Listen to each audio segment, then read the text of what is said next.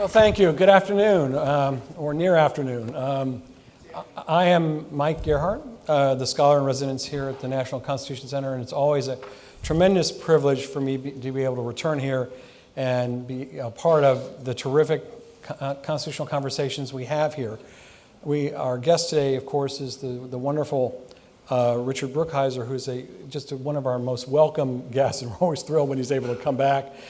He is, I hope you know, the senior editor of National Review, a senior fellow of the National Review Institute, and a columnist for American History magazine. He's also the author of a number of books, including Founder's Son, A Life of Abraham Lincoln, a book on Alexander Hamilton, American, and Founding Father, Rediscovering George Washington, among others. Today he's here to talk about his great new book on John Marshall, the man who made the Supreme Court. So let's welcome our terrific guest. Thank you.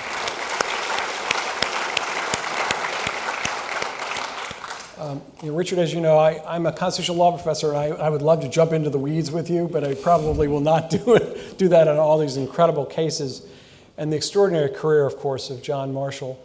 But I thought maybe one place we could begin our discussion about John Marshall is sort of to take off on an op-ed I know you did about what you learned about politics in the Supreme Court from doing the work on the Marshall book. So tell us what it is that you did learn about politics in the Supreme Court. Well, the most striking thing is that it's always been political. It has always often been mired in political controversy. Maybe not every single session, but it goes back to the founding. It certainly goes back to Marshall's tenure as Chief Justice. His appointment was a lame duck appointment by the outgoing Adams administration. This was after the election of 1800, which would be the first change of parties in the White House. We'd had one change of presidents from Washington to Adams, but they were both Federalists. So in 1800, it goes Adams, Jefferson, from the Federalist Party to the First Republican Party, the ancestor of today's Democrats. And the election of 1800 was one of the ugliest in American history. So passions were high. Marshall is a lame duck appointment by the defeated outgoing Federalists. They've gone down to a blue wave.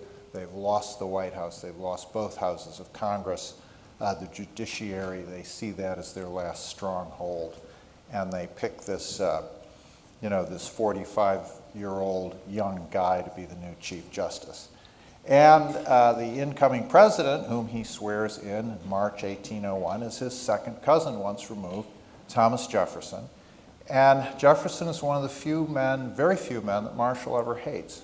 He hates him profoundly. He hates him for all of his days, and Jefferson hates him right back. Jefferson hated a lot of people, a fair number of people, but he certainly hated his cousin John Marshall. So it's an inauspicious debut. It is, and of course we're going to talk about that history in a little more detail, but it may, of course, be helpful as well to go back to Marshall's beginnings, and particularly how he met George Washington and the importance of that relationship in his life. So Marshall fights in the Revolutionary War, but in the course of that, he, of course, meets a few people. Right. He volunteers to fight in 1775 when he's 20 years old. He and his father both volunteer. They join a Virginia militia company, and then the following year they join the Continental Army. And Marshall, he fights in two battles before he's in a battle commanded by George Washington. And this is the Battle of Brandywine, which preceded the British capture of Philadelphia in the fall of 1777. And then Marshall also fights in the Battle of Germantown. This is Washington's failed counterattack to try and take the city back from the British who've just captured it. And then there's the threat of a third conflict at the end of that year. Washington and his army have entrenched themselves in a neighborhood called White Marsh, which was north of Philadelphia. And Lord Howe marched his troops out with the evident intention of attacking them, or at least probing them to see if it was worth attacking them. And at this point, Washington, he's lost two battles in a row, His troops are undersupplied, they're underclothed, of course they're unpaid. This was chronic throughout the Revolution. And yet Washington knew they had to hold this defensive position if they were attacked. So Marshall saw him riding through the units of the army, exhorting his men, telling them to rely on the bayonet if they were attacked. And this was an image that just imprinted John Marshall for the rest of his life. He thought, this is the guy, this is the rock on which the revolution rests. Turned out the British didn't attack. They just calculated the defenses were too strong, the Americans probably strong enough to hold them. And so they went back to Philadelphia and the Americans went to Valley Forge. And Marshall spends that whole grim encampment again seeing Washington in action as a leader, holding this sick, cold, undersupplied army together and keeping it together until the warm weather and the campaign of the following year. When Washington gives his commission back to Congress at the end of 1783, Marshall writes a letter to an old friend of his, James Monroe. They went to school together briefly. And Marshall said, "At length then, the military career of the greatest man on earth is closed. Whenever I think of that superior man, my full heart overflows with gratitude." These are not casual words. He was just imprinted with the image of a capable, judicious, vigorous leader. And that's the kind of man he wanted to be. He wanted to emulate that in his chosen course of life, which turned out to be the law. Right, and of course, and you talk about this in the book, the tremendous impact his relationship with Washington, the relationship he had with Washington had on his entire life, including what he does on the Supreme Court. As a young lawyer, he studies with George Wythe, which turns out to be an influential relationship as well. So Wythe had taught a few of the framers. Yes, Wythe taught Thomas Jefferson privately. Marshall encountered him in a course that Wythe gave at William and Mary. It was the first course in the law in any American college. And must have been a good class, because two of Marshall's classmates, one was Bushrod Washington, who was one of George's nephews, and would be Marshall's colleague on the Supreme Court for almost 30 years. They would serve together, close friends, close judicial and intellectual allies. The third guy in the class was a man named Spencer Roane, who would end up being the Chief Justice in Virginia's Court of Appeals and a thorn in Marshall's side for many, many years. A Jeffersonian, had as low an opinion of Marshall as Jefferson did, and vice versa. Well, we could think of this as a tree that has many branches. As a law professor, I'm going to drop a quick footnote here. Another student down the road is going to be a guy named Henry Clay, who will, of course, that story will come later. But in terms of Marshall's life, he also, based on the relationship he had with Washington and his strong convictions in the Constitution, ends up participating in the ratification campaign as well. That's right. He serves under Washington in the war, and then he serves under Washington again in the ratification struggle. He's not eminent enough to be sent to Philadelphia as a delegate to the Constitutional Convention, but he gets elected to the Virginia Ratifying Convention, where he's strongly in the party that's in favor of ratification. And he gives a couple of speeches, one of them on the judiciary, which forecasts a lot of what he will later do.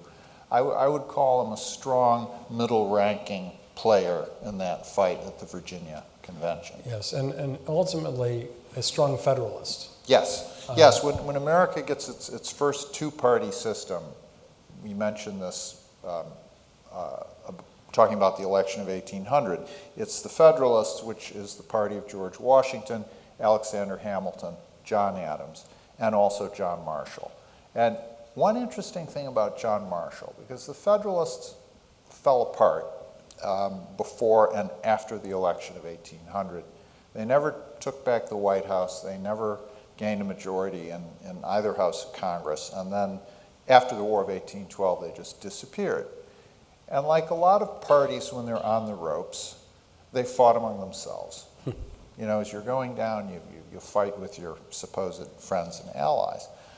And it got pretty acrid. If you've seen the Hamilton show, you know how Hamilton and John Adams went at it. They covered that in one episode. But Marshall manages to remain friends with all these guys as his party is falling apart. I mean, Federalists who have come to despise each other, but Marshall manages to stay on good terms with all of them. And I think that reflects something very important about his personality. This is a guy who's genial. He doesn't have rough edges. You know, I'm always leaving Jefferson aside, but he likes everybody and everybody likes him. He has high spirits. He has a good sense of humor. He likes a good drink. He drinks a lot. He drinks a lot with his friends and his colleagues. I have to tell you one story about Marshall when he gets on the Supreme Court. The court had already been up and running 11 years before he becomes Chief Justice. And they had several customs they'd already developed. And one was when the justices were deliberating, they would come to Philadelphia or New York or Philadelphia or Washington, wherever the national capital was. And at first they had 2 sessions per year, then this was cut back to 1. So they would be in the Capitol for several weeks at a stretch, rooming in the same boarding house, and they'd hear the cases and the lawyers arguing during the day, and then they'd go back and they'd have dinner together and they'd discuss what they had heard. And their rule became that they couldn't have wine at dinner or at these discussions unless it was raining outside. And I assume that was to cheer them up. So Marshall's universal custom was to ask one of his colleagues, often Justice Story, "Brother Story, will you look out the window and tell us what the weather is?" And Story might say, "Well, the sky, perfectly clear." And Marshall would say, "Our jurisdiction is so vast that by the law of chances, it must be raining somewhere." So wine was always served at the Marshall court. Right. I don't know how that tracks current practice. No, I'm sure that in current practice, people want to drink a lot still, and the reasons vary over time. But I want to cover at least one other thing about Marshall's life before we get him to the Supreme Court, which of course is going to be an immensely important event for the history of this country. Partly because of his relationship with Washington, partly because he's a rather adept lawyer, Washington wants to bring him back to Washington, or at least bring him back to the nation's capital, bring him back to work in the government. Marshall resists, but he does come back at least once under Washington. Yes, the final appeal, and this is after Washington is president. It's during the administration of John Adams. And George Washington, by this time, has become a Federalist partisan. I think he resisted choosing a party as long as he could, but by this point, he's a partisan Federalist. And he thinks the Federalist Party needs bucking up in Virginia. So he summons 2 people to come to Mount Vernon. John Marshall, his former junior officer, and his nephew, Bushrod Washington. And he basically reads them a lecture and he says, you 2 have to run for Congress. You've got to do it. And Marshall doesn't want to. He wants to make money. I mean, he's a lawyer. He's a good lawyer. He's doing very well. And he has a family, and he's also buying land. So he needs money. He needs to make money. But Washington is just Adam and Adam and Adam. And the story is that Marshall decided, I can't keep saying no. I've got to get up at the crack of dawn and get out of here. But Washington had gotten up first and put on his uniform. So, made one more appeal. That's the story. What we do know, and Marshall himself wrote, that I yielded to this representation. Because Washington told him, look, I left Mount Vernon to fight the Revolutionary War, and now I'm going to lead it again in case France invades. There was a fear that we'd go to war with France, and Washington had agreed to be the commander-in-chief in case it came to that. So here's John Marshall being told by the father of his country, look, I'm doing this, you've got to do it. So, and the consequences are enormous because he runs for Congress, he wins, and then from the Congress he is picked by John Adams to be Secretary of State. This is when Adams is cleaning the Hamilton loyalists out of his cabinet. So the Secretary of State gets fired, Marshall becomes the new one. Then, tail end of the Adams administration, the current Chief Justice, third man to hold that post, Oliver Ellsworth, writes the president and tells him, my health is bad. You know, I have gout, I just don't want to do this anymore. So there's a vacancy, and they've got to fill it before Jefferson comes in. So Adams offers it to the man who was the first Chief Justice, John Jay. He'd been Chief Justice for 6 years, and then he'd stepped down to run for governor of New York, and he was ending his second term as governor of New York. Adams sends his name to the Senate. Senate confirms him. Then he gets a letter from Jay saying, I decline the offer. And he says, the job doesn't have dignity. I'm not going to do this again. And so, as Marshall describes it, he's sitting in the still unfinished White House in Adams's office. The exterior shell is there, but the whole building is like a construction site. And they're sitting in the Oval Office, and Adams says to him, who shall I nominate now? And Marshall says, I don't know, sir. And Adams thinks for a bit and says, I believe I'll nominate you. So that's how John Marshall got the nomination. Senate confirmed him, and he was off for the next 34 years of his life. Yes, he was. And so, as you point out in the book, it wasn't an immediately quick confirmation, though. There was some resistance because as a congressman, Marshall hadn't been a completely hardcore Federalist. For instance, he said of the Alien and Sedition Acts, I would prefer to just let them lapse. You know, and if you were a real hardcore Federalist, you didn't want to give an inch on that. So there was some head scratching in the Federalist Senate caucus, but they knew time was running out too, and they confirmed it. Yes, and so he finds himself the Chief Justice of the United States Supreme Court, the last Federalist ever appointed to the court. And as time goes by, and we'll go through this, the court's going to change, of course. And most of the people that come to the court are not going to be Federalists. They're going to be people that often appointed by presidents who didn't like John Marshall. That's right. I mean, the next three presidents, and they're each going to serve 2 terms, it's going to be 3 Virginia Republicans. Jefferson for 8 years, Madison for 8, Monroe for 8. And after only 11 years, the balance on the court goes from 6 Federalists, and then people die and retire, and it's 2 Federalists and 5 Republicans. They've increased the size of the court by 1. So Jefferson and Madison fill all those vacancies, and they fill them with Republicans. But the surprising thing is that Marshall herds all these cats. The Supreme Court issues decisions. Often they're unanimous. Often they're written by the Chief Justice.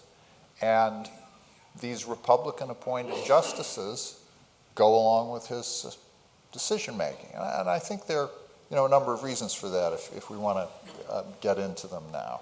It may be helpful to get into them a little bit, although I also want to get into some of the cases too. And maybe we can kind of weave them in and out or together. Marshall has a series of cases that are important. The first of which, of course, is a little case called Marbury versus Madison. What happens there? Well, Marbury versus Madison is famous because it is the first time that the Supreme Court rules a portion of a law passed by Congress unconstitutional.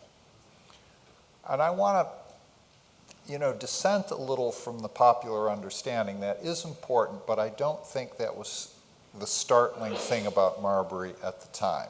The notion of judicial review was already out there. Hamilton had written about this in the Federalist Papers in 1788. Marshall himself had spoken about it at the Virginia Ratifying Convention. His enemy, Spencer Roane, who would hate the federal judiciary, but as a Virginia judge, he would use judicial review with respect to Virginia laws all the time. So this was a concept that people were already familiar with. What I think was so striking about the Marbury decision was that it's a long decision, it's 9,000 words, And about 8,500 words of it are a lecture to the Jefferson administration telling it, you people have behaved badly.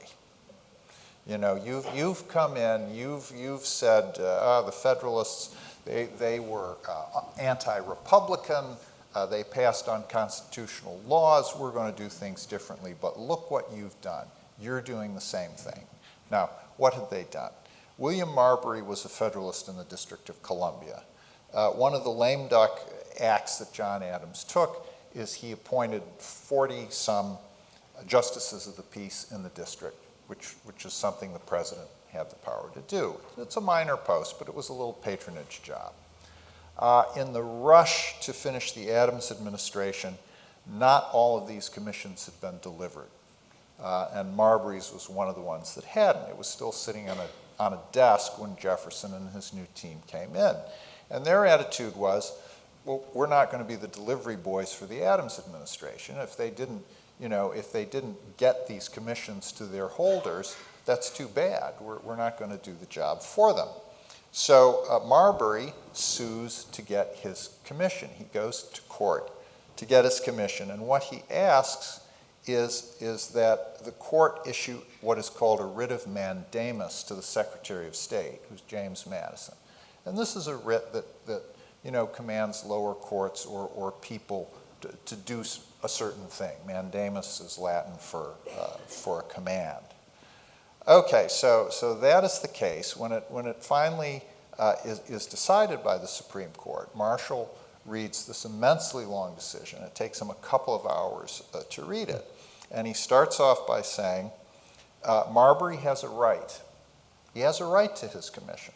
This commission was signed, sealed, approved, and at that moment, it should go into effect. It doesn't matter if it didn't get handed to him, wouldn't matter if it had been dropped on the way. It was done at the moment it was finally signed and sealed. So Marbury has a right to it. Second point, Marbury has a remedy. If you have a right to something under the American system, you can get a remedy which will restore that right to you by going to the courts, by going to court. Point number two. Then the third point is the writ of mandamus, the proper remedy. And there, Marshall, he looks at the Judiciary Act of 1789, which set the federal judiciary system up, and which gave the Supreme Court, among other things, the power to issue writs of mandamus. And this is how Marbury is asking for his commission. And what Marshall decides is, now a writ of mandamus is an act of original jurisdiction. You know, that's something that happens when a trial is brand new. When it first appears in court, this is like discovery. This is something that happens at the first stage of a trial. Okay, so it's an act of original jurisdiction. But, says John Marshall, reading the Constitution, the court does not have original jurisdiction over cases involving the Secretary of State, persons in office, which is what James Madison is. It has original jurisdiction over cases involving ambassadors, diplomats, and there's some other categories of people. But the relevant distinction is James Madison is not a diplomat. He doesn't represent a foreign power. He's a person in the United States government. The court doesn't have this power to require him to do something. So therefore, William Marbury can't get his commission this way. So, on the substance of it, it's a defeat for federalism, right? This loyal federalist can't get his patronage job, and it also strips from the Supreme Court a power to issue a writ of mandamus, because, says Marshall, it's unconstitutional for the court to have this power in this case. But the big victory for him politically is that he spent most of this 9,000-word opinion scolding the Jefferson administration. And the headline in Hamilton's New York Post is, it was something like, Jefferson administration defies the Constitution. So Hamilton got the point. And of course, the rest of the story is judicial review, the fact that the court then, Marshall reaffirms the fact that the court has this great power to review the constitutionality of federal laws. It also has the power to review the constitutionality of some state laws. Yes, And- oh yes, he does that a lot. He only does this thing once, Yes. and it doesn't get done again until the Dred Scott decision. But he reviews a lot of state laws, shoots a lot of them down, Yes. and the states are not happy. Yeah, the states are not happy. And so I want to go look at one of those cases, Fletcher versus Peck, because it involves something that's real important, as you write about with Marshall, the contracts clause. Well, Fletcher versus Peck has to do with a land deal, a sale that the state of Georgia made. In the 1790s, Georgia was broke. It was probably the poorest of the original 13 states. But they had a lot of land because Georgia originally stretched all the way to the Mississippi. It encompassed what's now Alabama and Mississippi. So Georgia thinks if we can sell off all this land, we can balance our books. So they sell 35 million acres for $500,000. It's a penny and a half an acre. Every legislator in the Georgia legislature got $1,000 for approving this sale. Excuse me, there was one man who took only 600. He said, I wasn't greedy. So that was the going rate. And then, of course, the original sellers are not going to move to any of this land. They're going to flip it. This has been going on in America forever, real estate madness. And that's what happens. The original sellers, they flip their purchases to other speculators who hope to resell at higher rates themselves. But there's anger in Georgia at this deal. It looks corrupt, and indeed it was. So a new set of legislators is elected. They issue a repeal act which says that the sale was invalid and we will not recognize it in any Georgia court. Any Georgia official who behaves as if this sale were real will be fined $1,000, which is a considerable sum of money. So they say we repeal the sale and we're just going to squelch it in any Georgia court. So the purchasers, they go to Alexander Hamilton for a legal opinion. Hamilton is now in private life, private practice as a lawyer. And he writes them a little 500-word opinion where he says, for legislatures to take back a law like this is both impractical and unjust, but it's also in violation of Article 1, Section 10 of the Constitution, which forbids states from impairing the obligation of contract. This is known as the contract clause. And Hamilton was pretty familiar with that clause because he's probably responsible for sticking it in the Constitution. It only appears in the very last draft, which came out of the Committee of Style on which he sat, okay, at the very end of the Constitutional Convention.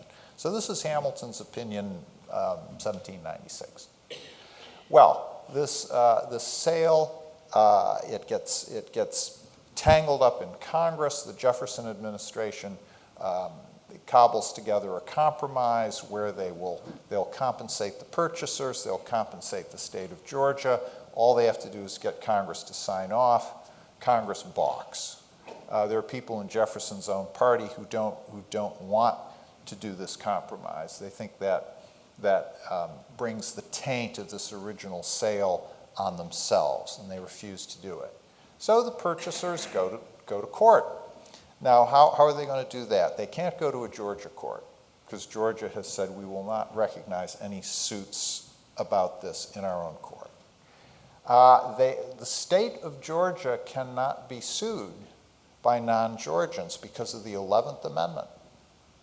This was an amendment passed after, in the 1790s, there had been a Supreme Court case, Chisholm v. Georgia, and after Georgia was successfully sued in that case, it took 2 years to pass the 11th Amendment, record time, which said that states cannot be sued by citizens of other states.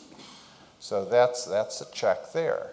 So what happens is that two citizens of different states get involved in a lawsuit.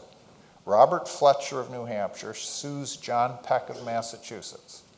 Peck sold Fletcher some Georgia land. In other words, Peck had purchased it and then he'd resold it to Fletcher. Fletcher takes him to court saying, you didn't have the right to own this land in the first place because Georgia has annulled the sale. I want my money back. I paid you $3,000 for this land. I want my money back. So they go to court. The case comes up to the Supreme Court. It's Fletcher versus Peck. And it gets to the Supreme Court because it's two citizens of two different states, neither of them Georgia, suing each other over land arising from this sale. And Marshall's decision tracks Hamilton's legal opinion of 1796. He says it is impractical and unjust for a legislature to take back a sale that it has made. He says the past cannot be recalled by the most absolute power. But then he says there's a larger point, which is that Georgia is part of a great empire. It is part of the United States, which has a constitution. And that constitution has Article 1, Section 10, which says that no state may impair the obligation of contracts. And this Georgia land sale was a contract, and therefore Georgia cannot take it back. And Marshall, I think audaciously, he says this is a Bill of Rights for the people of every state. Now, what do we think of the Bill of Rights as? We think of the first 10 amendments: freedom of speech, no establishment of religion, keep and bear arms, no unreasonable search and seizures. Marshall is saying the Bill of Rights in the Constitution is Article 1, Section 10, which forbids states from impairing the obligation of contracts. That is how important he thinks contracts are. And he thinks that because, in his opinion, America, after the Revolution and before the Constitution was passed, in that 5 to 6 year gap, was just a chaos of bad legislation. States were passing laws right and left, often contradictory laws. They would make deals and then they would take them back. They would say that debts don't have to be collected when they're due, or maybe you can have a grace period before you have to pay. Or maybe you don't have to pay the full amount. We'll knock it down to like X% of it. It was all this interference with the arrangements the economic arrangements that people had made. And Marshall thought that it destroyed confidence between men and men. He wants it made crystal clear that if you make a deal, there it is in black and white. You sign a contract, you're bound by it. And I think that's the importance of Fletcher versus Peck. Yes, it's one of the seminal cases. Of course, there are lots of seminal cases that Marshall's a part of. And we're going to go back and forth between cases and also some of the people that Marshall ends up serving with. So and this is going to be roughly chronological, not maybe perfectly chronological. But along the way, one of the most interesting people, I think, although there are a lot of interesting people Marshall works with on the court, but one of the most interesting people ends up being a Madisonian appointment, Joseph Story. Joseph Story ends up being really the third choice for Madison to fill a seat that opens up. Tell us a little bit about Joseph Story and his interaction with Marshall. Right, well, Joseph Story first comes into Marshall's purview because he's one of the lawyers in Fletcher versus Peck. Right. He is arguing the validity of the original sale. In other words, he's arguing for the land speculators. That's what he's doing. And yet, he is a member of the Republican Party, of Jefferson's party. He's a young man. He's very intelligent. He's read everything. He seems to know everything. He writes about everything that he knows very fluently. You'll like him. He's a gregarious guy. I think he could wear you out, maybe because he loves to write and he loves to talk. But he and Marshall just hit it off. There's a 24-year age gap. Another factor here is that Marshall has a number of sons, but none of them are anywhere near as intelligent as he is. So I think Story kind of fills a gap in his life there. And their intelligence is different. I mean, Story is he's always right there, saying something effervescent, quick on the draw. Marshall is a little slower to get going. I mean, you know, he's a lot of fun, but he doesn't really engage himself readily. But when he does, it's almost implacable. I mean, the force of his mind when it gets going is like there aren't locomotives yet, but that's what it's like. It's like a train bearing down. So they kind of complement each other. And as I said, Story is the one he always asked to look out the window and see what the weather was. Now that accidentally relates to a conversation that Story had with Thomas Jefferson. When Story gets his nomination, Jefferson, of course, is no longer president, but he still follows politics. And he's a little worried about Joseph Story because Story, he is a Republican, but he seems unorthodox in certain ways. And so he wants to warn Story about the Marshall Court and about Chief Justice Marshall. And he tells him, if Marshall asks you a question, never answer it. Never answer it. If he asked me, is the sun shining? I would say, I don't know, sir. I cannot tell. You know, and Jefferson's fear is that if you said, yes, the sun's shining, Marshall would get Marbury versus Madison out of that somehow. You know, that his mind is so nimble and sophistical, it would twist anything you say into what Marshall wants to say.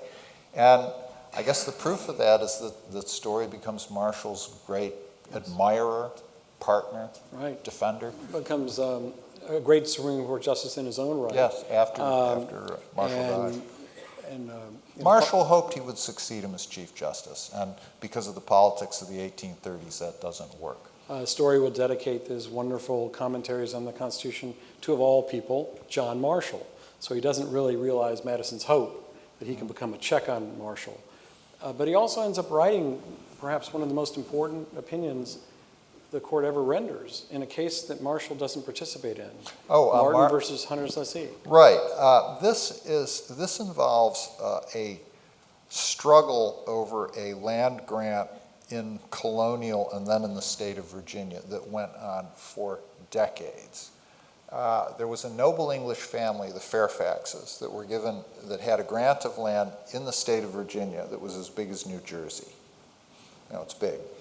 Among the people they hired to help them survey it were George Washington and John Marshall's father. So both these men had connections with the Fairfax family.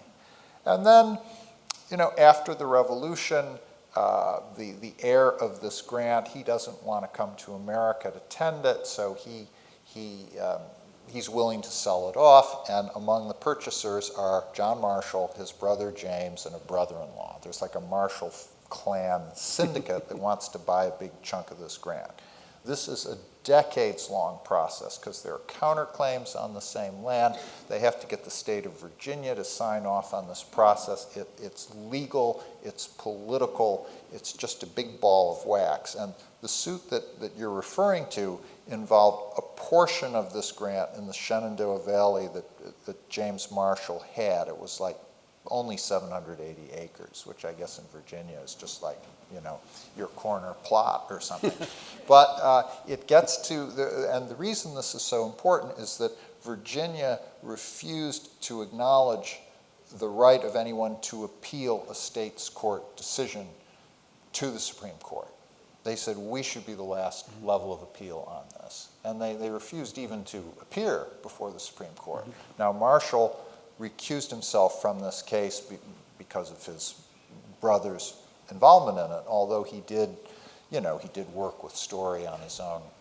And I've even seen an argument that he ghosted Story's opinion, which Joseph Story didn't have to have anyone ghost anything for him. He could write it, but he certainly agreed with it. And Story very ringingly said, yes, appeals can be made beyond the state level to the federal courts. Yes, and Martin versus Hunter's lessee, such an important opinion. Justice Holmes later says, Marbury isn't necessarily all that important. The Republic would have survived perhaps without that opinion, but might not have survived without Martin versus Hunter's lessee, which a case in which the court recognizes its power to review a state court opinion that involves a question of federal power, or federal law. Story and Marshall together will sit for a while, decades. They'll also have a chance to sit on a very important case involving an institution that is located not too far from here, the National Bank. This is a case called McCulloch versus Maryland. Right, and that's the decision in that case, and this is a John Marshall decision. One element of it is the old question going back to the Washington administration. Is a national bank constitutional? Because it is not an enumerated power. The Constitution says nothing about a national bank, nothing about the federal government's power to set up corporations.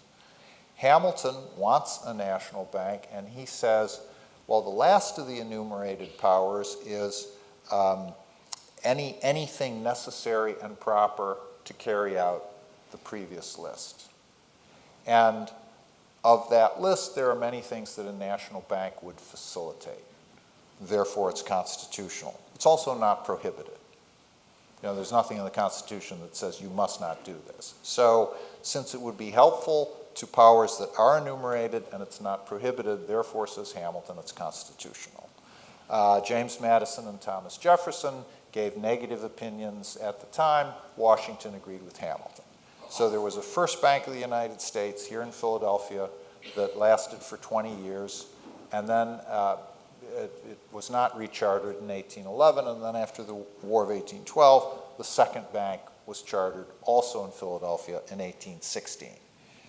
Now, states had their own banks, and they didn't like competition.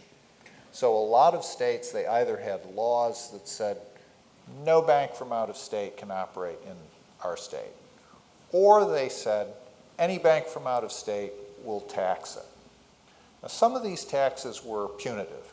They were designed to destroy the operations of any out-of-state bank. Ohio had a tax of $50,000 a year, which was big then.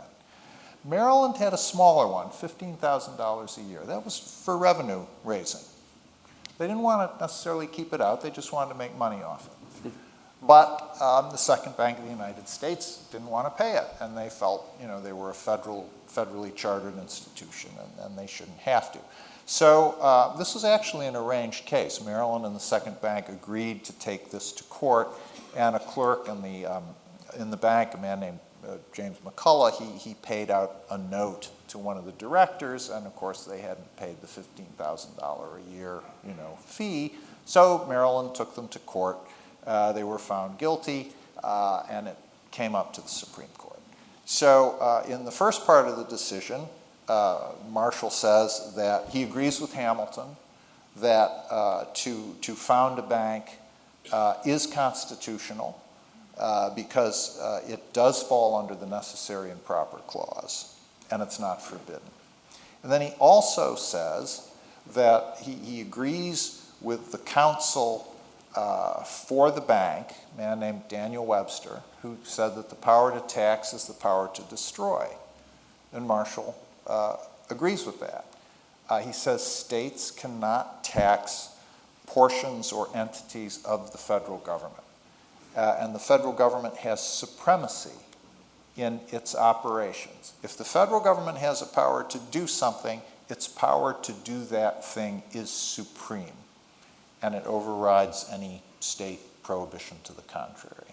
So those were the first half of it is kind of settling old business from the Washington administration, but the second half of it is making a very sweeping point. And obviously, as Marshall's career as Chief Justice unfolds and he decides these different cases, each of these different monumental cases involves different parts of the Constitution that Marshall really has a chance to look at for the first time.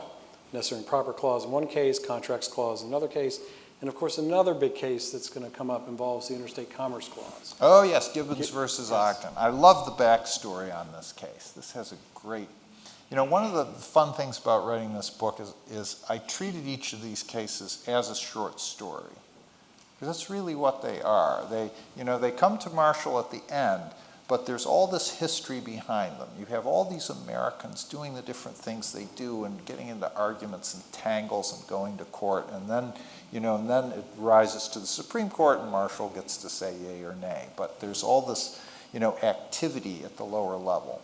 So Gibbons versus Ogden arises out of a monopoly that Robert Livingston and Robert Fulton have been granted by the state of New York to run steamboats in New York waters. Fulton was one of the inventors. He invented a steamboat. There were other men who'd invented different ones, but his steamboat got backed by Robert Livingston, who was a wealthy, politically connected New Yorker. And so not only does he have a boat, Livingston gets the state of New York to say for 30 years, only these boats can go up and down the Hudson. Now, of course, they're immediately challenged. You know, other people want to sail in New York, and they get taken to court, and it goes back and forth. The courts in the state of New York uphold the monopoly. One thing the monopoly does is it buys off competitors. There's one set of competitors in Albany, and the monopoly says, all right, we'll let you have Lake Champlain, but we'll keep the Hudson River. Another competitor appears in New Jersey, Aaron Ogden. He's trying to run boats from Elizabeth, New Jersey into Staten Island. And they go to court, and then finally they agree. Ogden agrees to be a licensee of the monopoly. He'll pay them $600 a year, and they'll let him run his boat. Then Ogden takes on a partner, Thomas Gibbons. And that seems to work for a year, but then there's a problem in the Gibbons family. Gibbons has a daughter, and rumor gets around that she slept with her fiancé. Gibbons wants his entire family to join him in signing an ad in the newspapers saying that this is not true. Apparently it was true. Aaron Ogden thinks this is a bad idea. Gibbons is so enraged by Ogden's opinion, he shows up at Ogden's house with a horsewhip. Ogden escapes out the back door and sues Gibbons for trespass. This is the end of the partnership. So now Gibbons goes to war, and he hires a Staten Island ferryboat man named Cornelius Vanderbilt to run his boats. Vanderbilt has no education, but he's a smart guy. He loves this. He builds himself a secret cabin inside Gibbons's boats, a secret room, so that when the cops come on board, he can be hidden in there, and they won't be able to serve a warrant on him.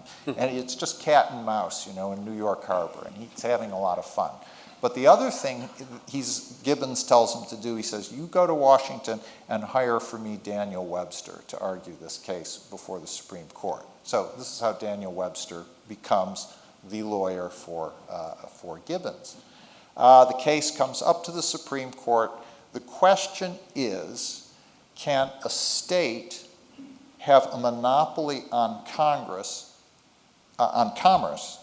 even when Congress has not acted? Congress has not passed any laws having to do with steamboats or where they can or can't sail. But the argument that Webster makes is that doesn't matter. Commerce is something that is a national activity. He says it's e pluribus unum.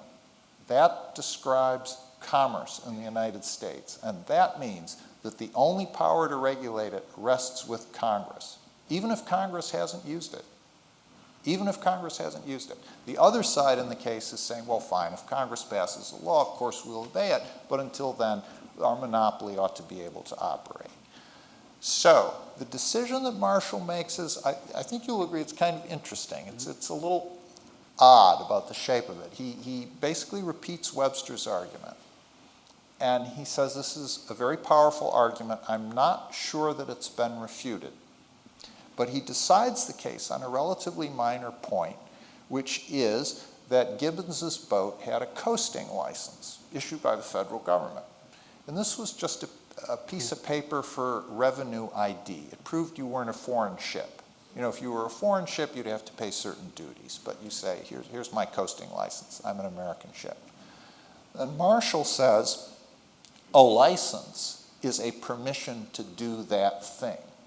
Right? If you have a license to coast up and down the coast, that means you can do it.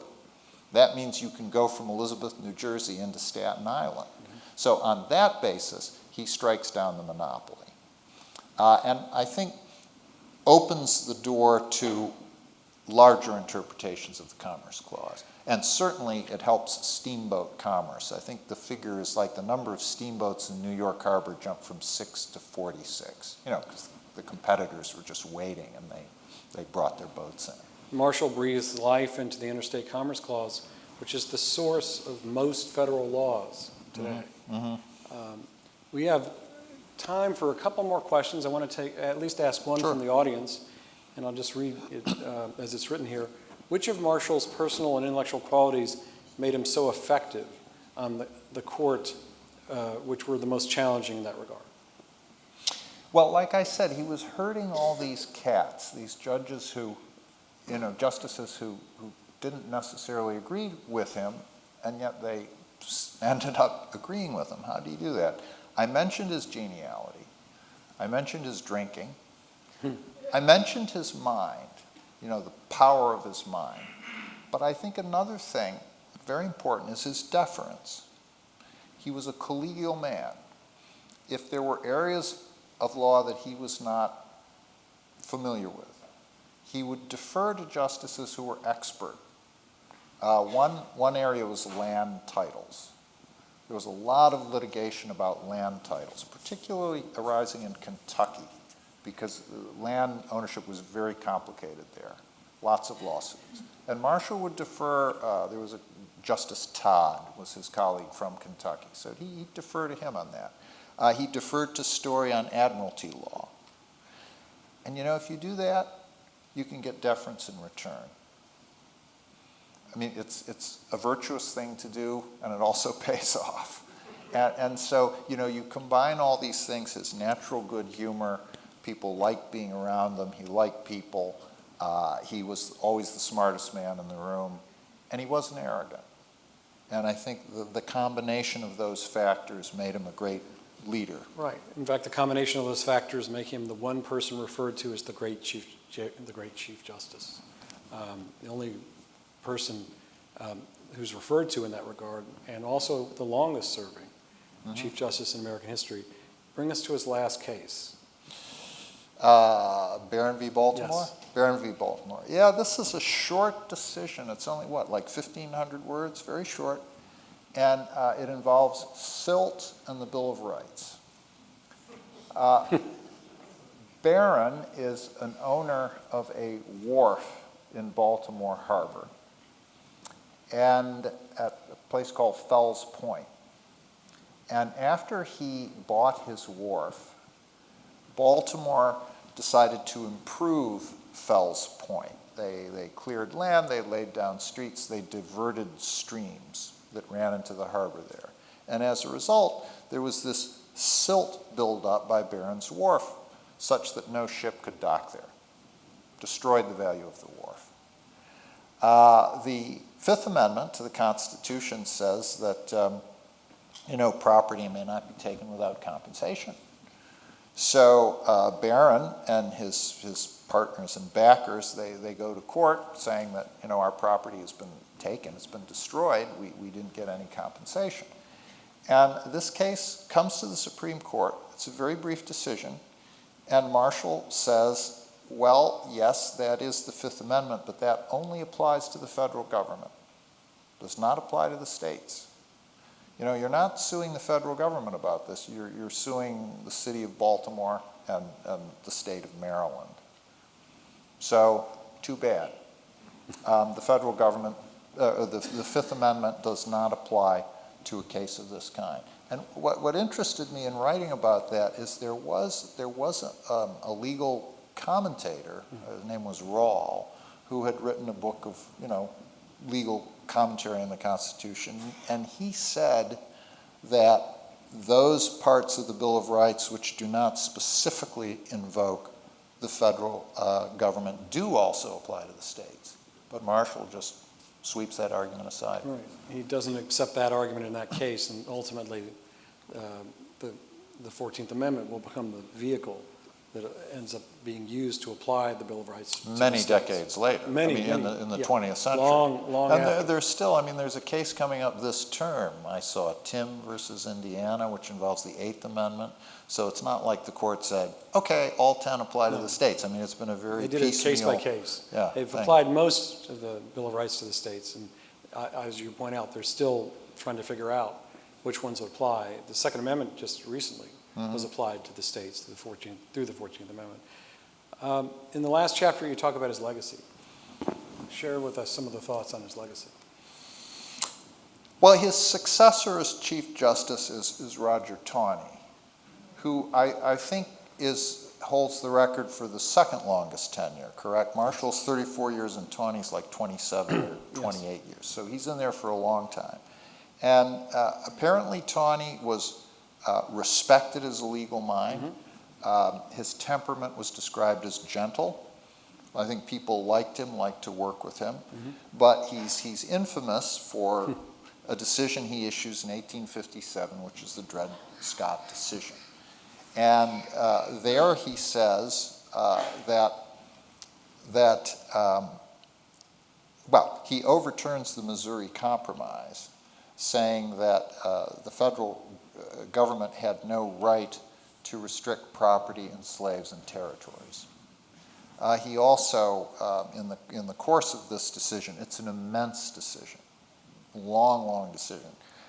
He says that because black people were not considered, it was not thought possible that they could be citizens at the time that the Declaration was written or the Constitution was written, therefore Dred Scott cannot bring a suit in court. One of the dissents in this decision by Justice Curtis said, well, actually, in 5 states, when the Constitution was being ratified, free blacks could vote. And so they probably did vote on whether the Constitution should be ratified or not. So it's inaccurate to say that they were not considered even possible to be citizens where they were free. Charles Sumner would call this decision the height of judicial baseness. So that's not a good look for the Supreme Court. But I think Marshall's tenure had been so long, so considerable, and so widely respected that the court could recover from this. You know, Marshall had laid down a marker of what the court could be and could do, and so it could recover even from a disaster like the Dred Scott decision. And I think that's his legacy. He took this job that John Jay wouldn't take again because he said it had no dignity, and he made it strong enough that even Roger Taney could not pull it down again. Which is a remarkable legacy. As you point out in the book, I mean, this is a man who is, again, the longest-serving Chief Justice in American history, to give you a sense of the remarkable way in which he wielded the power of Chief Justice. Over the course of his tenure, he, again, 34 years, he issued all but one dissent. A remarkable fact, given the fact that he served with a number of justices who were appointed by presidents who wanted those justices to go a different direction. But they didn't. They rarely did. They rarely did. They did not, largely under Marshall. A remarkable legacy. I wish we had more time. We don't. Our guest, Richard Brookhiser, will be here later. Thank you.